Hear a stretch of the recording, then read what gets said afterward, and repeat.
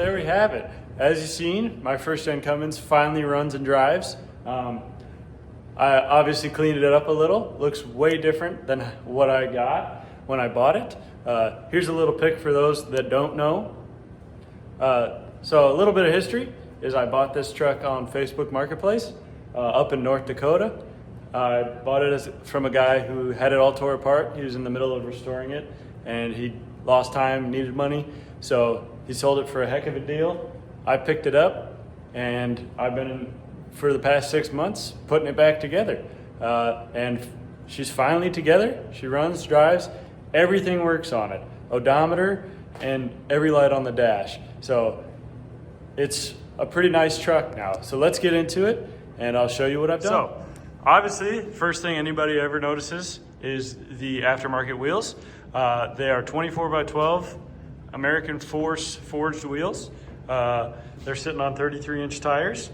And then this is a stock ride height. I didn't do anything with the suspension other than new shocks, but they look amazing on there. I probably will be getting rid of them though because I can't turn very good. So this is probably the last you'll see of these wheels.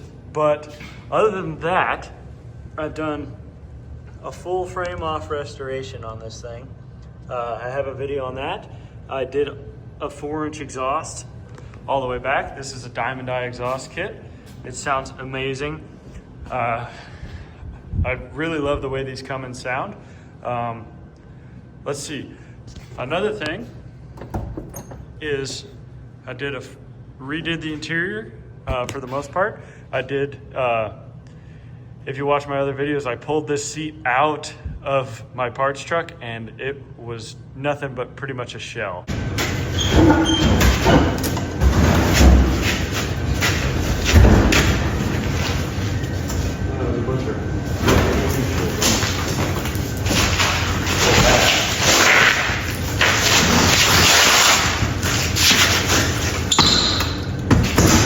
Brand new.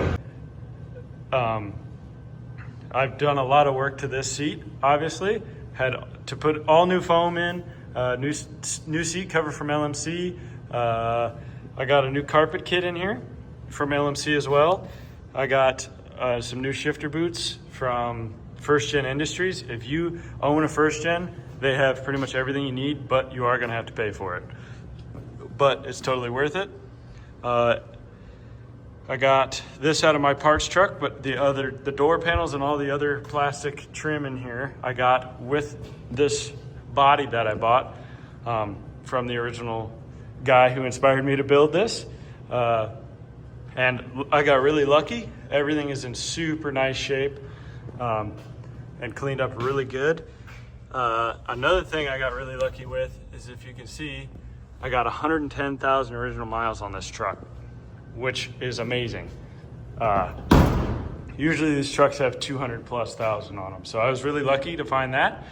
I was also really lucky is, if you look, this body has no rust on it anywhere.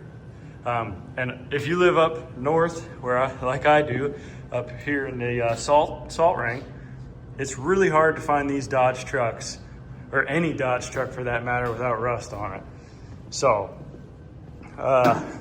but I didn't do anything with the body other than give it a quick polish so it shines a little bit. But it definitely will get a coat of paint sometime soon.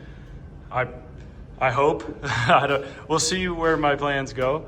But infamous 12-valve Cummins, it's what made these trucks famous. It's probably one of the best diesel engines ever made. I haven't done anything to this. No horsepower upgrades yet, keyword. That's what that's for, later. I got upgraded aluminum radiators all, because the one that I got with the truck was totally shot. So had to get a new one of those. But other than that, everything else in here is pretty factory, other than master cylinder, voltage regulator, because those things, you want to have good brakes.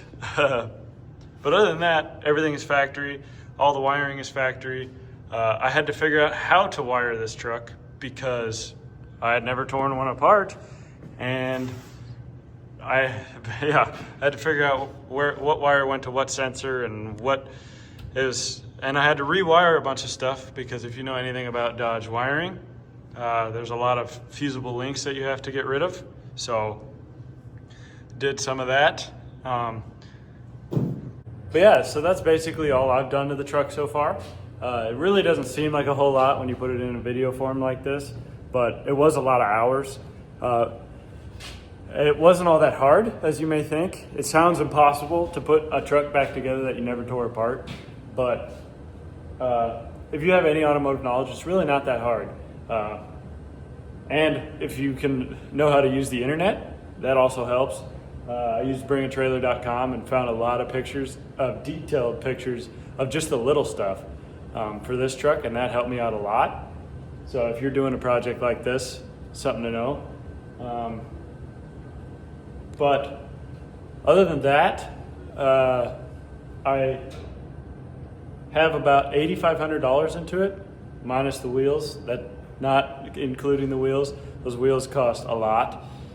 They cost about $5,000, so you do the math there, that's not really worth it, but they totally changed the look of the truck. They make it look way more aggressive, and they're attention getters, so can't argue with that. It would have been, that's not, $8,500 is not discounting all the extra parts that I got, because when I bought this truck, I basically got 3 trucks worth of parts. This closet back here was filled to the ceiling with boxes of parts for this that the guy had given me. I threw a lot of them away. I know, it hurt my heart too. I tried to sell, I had them posted for months, selling all my extra parts. I sold quite a few, so I made a lot of money on that. So this project really didn't cost me as much as it should have, so I'm thankful for that. But yeah, I did end up throwing a lot of rust-free body panels away and wiring, and I just don't have the space for it anymore, and I hate clutter, so got rid of all of it. But other than that, that is my low-mile, rust-free, first-gen Cummins. I hope you guys enjoyed watching the series of me building it, and continue to watch me build this, but that's just an overview and an update of what's been going on. Thanks for watching. See you next time.